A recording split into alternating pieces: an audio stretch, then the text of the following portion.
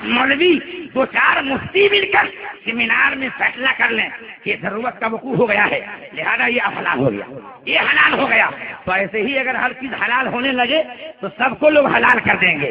کہیں گے عموم بلوا کی وجہ سے یہ بھی حلال، تو کہیں گے کیونکہ اب زیادہ تر لوگ داڑھی نہیں رکھتے ہیں، سب چھلواتے ہیں، عموم بلوا ہو گیا ہے، تو یہ تو کہیں گے معاذ اللہ کہ چلو اب کھلانا درست ہو گیا.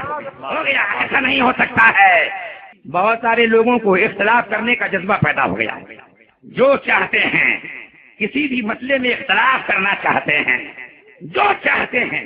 بہت بڑے عالم، بڑے محقق ہیں ہم، محقق اصل ہیں ہم، جو چاہے مخالفت کرے. اور دلیل دیتے معلوم ہے، کہتے ہیں پہلے بھی تو اختلاف ہوا ہے علماء میں، امام اعظم کا ان کے شاگرد دو تھے اور فلاں امام کا فلاں امام تھے، تو یہ لگتا ہے اسی منصب پہ اپنے آپ کو فائز سمجھ رہے ہیں، یہ اسی مناسب پہ فائز سمجھ رہے ہیں. مجتہد کی جو 6 قسمیں ہیں، ذرا پوچھیے آپ کس قسم میں داخل ہیں؟ کیا مجتہد فی المذاہب میں ہے؟ مجتہد فی شرع میں آپ کا داخلہ ہے؟ یا مجتہد فی المسائل میں آپ کا نام آتا ہے؟ یا اصحاب التخریج میں سے ہیں؟ یا اصحاب ترجیح میں سے ہیں؟ یا اصحاب تمیز میں سے ہیں؟ یہ تو بتائیے، اپنے مقام کو بتائیے کہاں ہے آپ. جو چاہیں کہ اختلاف کر سکتے ہیں، ان کو اختلاف کرنے کا جذبہ دیا جا رہا ہے. مرکز اہل سنت سے اختلاف کرنے کی یہ لوگ معلوم ہے، یہ لوگ لوگوں کے اندر جذبات پیدا کر رہے ہیں، جو چاہے اختلاف کر لے معاذ اللہ. آپ کو معلوم نہیں ہے جب اس زمانے میں کچھ لوگوں نے ٹی وی کے بارے میں لکھنا چاہا اور یہ ثابت کرنا چاہا کہ ٹی وی پر جو تصویر آتی ہے یہ اپوس آئینہ کی طرح ہے، جیسے آئینہ میں عکس آتا ہے اس کے مثل ہے وغیرہ وغیرہ. تو تاج الشریعہ کا قلم اٹھایا، جواب آپ نے دیا تو ایسا جواب دیا کہ آج تک وہ کتاب لاجواب ہے. سبحان اللہ، لاجواب ہے وہ کتاب. کتاب کا نام ٹی وی ویڈیو کاپریشن. کوئی جواب نہیں ہے، وہ تو اپنی جگہ برقرار ہی ہے. آپ نے ایسا جواب دیا کہ وہ کتاب لاجواب ہو گئی، کسی نے قلم نہ اٹھایا. ٹی وی میں آنے والے اپوس کو آپ نے تصویر ثابت کیا تو کوئی جواب نہ دیا، خاموشی رہی. ایک زمانے کے بعد میں برساتی میڈک میں جیسے میڈک برسات کے موسم میں گٹرگو ادھر ادھر کرنے لگتے ہیں. یوں سمجھو میرے دوستو، ہر ایک آدمی کو وہ علمی مقام حاصل نہیں ہوتا جو اللہ تعالیٰ اپنے مخصوص بندوں کو عطا کر دیتا ہے. سبحان اللہ. سب کو نہیں ملتا ہے. تاج الشریعہ نے لاجواب کتاب لکھی، کوئی جواب نہیں دیا، اور عرصہ دراز کے بعد آ گئے ضرورت کے بہانے. کہتے ہیں ضرورت ہے کہ دین کا کام کیا جائے، دینی تبلیغ کی جائے، ٹی وی کے ذریعے کام نہیں کریں گے تو جواب کہاں سے ملے گا؟ یہ بلا ضرورت کو بھی ضرورت بتاتے ہیں. اسباب ستہ میں سے یہ بھی ہے کہ ضرورت شریعہ کا وقوع ہو تو احکام میں تبدیلی ہو سکتی ہے، رخصت مل سکتی ہے، لیکن ضرورت کو تب نہ بے ضرورت کو ضرورت کہیں تو کیسے کام چلے گا؟ شریعت کے مسائل کا مذاق اڑے گا. اگر یوں ہی فتوے بتائے گئے، فتوے دیے گئے تو میرے دوستو یوں ہی مسائل کا لوگ مذاق اڑاتے رہیں گے. ضرورت واقع ہو تب رخصت ملتی ہے.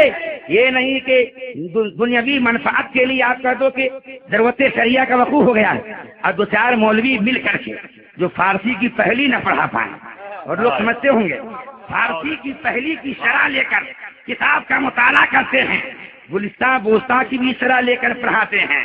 اور کون پڑھاتے ہیں معلوم ہوں گے؟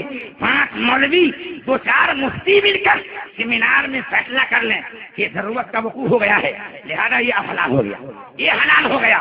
تو ایسے ہی اگر ہر چیز حلال ہونے لگے تو سب کو لوگ حلال کر دیں گے. کہیں گے عموم بلوا کی وجہ سے یہ بھی حلال، تو کہیں گے کیونکہ اب زیادہ تر لوگ داڑھی نہیں رکھتے ہیں، سب چھلواتے ہیں، عموم بلوا ہو گیا ہے.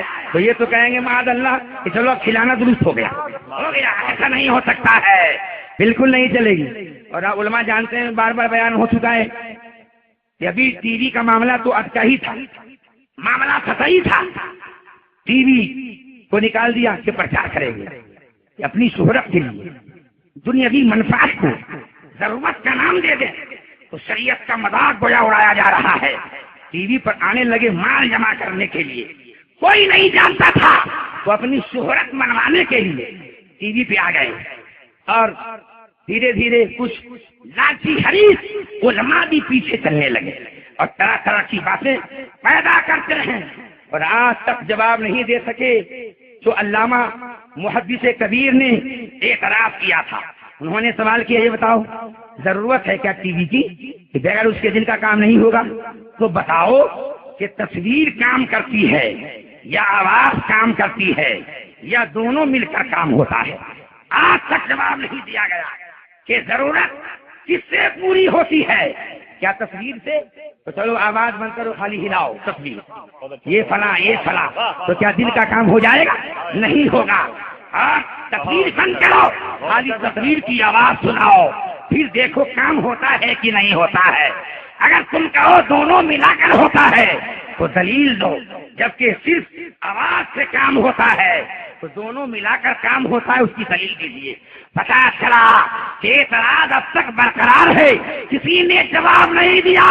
بس دنیا میں اختلاف مچانے کے لیے، سنیوں میں پھوٹ ڈالنے کے لیے، سنیوں کو بانٹنے کے لیے ٹی وی کو جائز قرار دے دیا تاکہ مسلک اعلیٰ حضرت کے بس ماننے والے اختلاف میں مشغول ہو جائیں اور ہم مال جمع کرتے رہیں. یہ دنیاوی منفعت کے لیے. اور کون نہیں جانتا ہے کہ تصویر حرام ہے؟ ابھی اعلان ہوا ہے کہ بھائی کیمرہ بند کر لیں. بار بار اعلان ہوتا ہے لیکن آپ میں سے لوگ یوں کھینچ کے پچھ مارنا شروع کر دیتے ہیں. کیا نہیں معلوم ہے حدیث پاک امام بخاری نے بخاری شریف میں، امام مسلم نے مسلم شریف میں نقل فرمایا ہے، روایت کیا ہے اور مشکات شریف صفحہ 385 پر ہے. آقا کونین علیہ الصلوۃ والتسلیم کا فرمان ہے ان اصحاب هذه الصور يعذبون يوم القیامہ. تصویر والے قیامت میں عذاب کیے جائیں گے. اب اصحاب صور سے تصویر والوں سے مراد کیا ہے؟ صاحب مرقات ملا علی قاری علیہ رحمت الباری فرماتے ہیں اصحاب تصویر سے مراد تصویر کھینچنے والے، تصویر کھنچوانے والے، اس کو استعمال کرنے والے سبھی مراد ہیں. جو کھینچے وہ بھی، جو کھنچوائے وہ بھی اور جو دیکھیں وہ بھی. اگر ہمارا تصویر نہ دیکھیں، تصویر کوئی کھنچوائے اور نہ دیکھے تو بتاؤ کوئی کھنچوائے گا؟ آپ میں سے کوئی حاجی علی جائے اور وہاں یوں تصویر کھنچائے درگاہ کے سامنے، گنبد کے سامنے، اور جب تصویر لے کر آئے کوئی دیکھے ہی نہیں تو کیا دوبارہ کھنچوائے گا وہ؟ جب کوئی نہیں دیکھے گا، بیوی کے پاس پیش کرے کہہ نہیں دیکھیں گے، ماں کے پاس آئے نہیں دیکھے گی، رشتے دار نہیں دیکھیں گے، احباب نہیں دیکھیں گے تو تصویر کھنچوانے والا کیوں کھنچوائے گا؟ پتا چلا دیکھنے والے بھی معین مددگار ہیں اس گناہ کے. فرماتے ہیں قیامت میں انہیں عذاب دیا جائے گا اور یقال لهم احیوا ما خلقتم، جو تم نے بنایا ہے اس میں روح ڈالو اور ڈال نہیں سکیں گے. اور وہی امام بخاری نے بخاری شریف میں، امام مسلم نے مسلم شریف میں حدیث پاک روایت فرمایا اور مشکات شریف صفحہ 386 پر ہے. حضور فرماتے ہیں کل مصور فی النار، ہر تصویر کھنچوانے والا جہنم میں ہے. تصویر کھنچوانے والا جہنم میں جائے گا. اللہ کے پیارے حبیب فرماتے ہیں یجعلو لہو ان کے لیے بنایا جائے گا، ان کے لیے ہر تصویر کے مقابلے میں، ہر تصویر کے گنتی کے برابر ایک ذات بنائی جائے گی،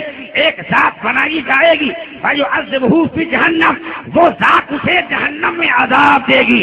اگر کسی نے دنیا میں 2 فوٹو بنوایا ہوگا، 2 ذات اس کے بدلے میں پیدا کی جائے گی، 2 فوٹو والوں کو 2 ذات عذاب دے گی. کسی نے 100 پکچر بنایا ہوگا، 100 ذات پیدا کی جائے گی جو جہنم میں اسے عذاب دے گی.